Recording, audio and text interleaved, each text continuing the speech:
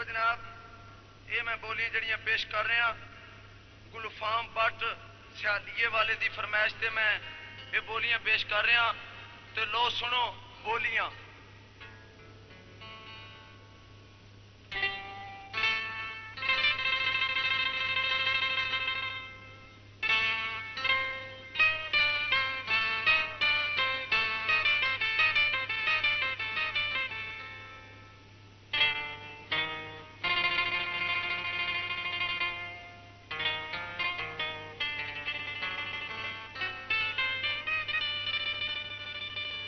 आई खुशियां लेके ईद यारो,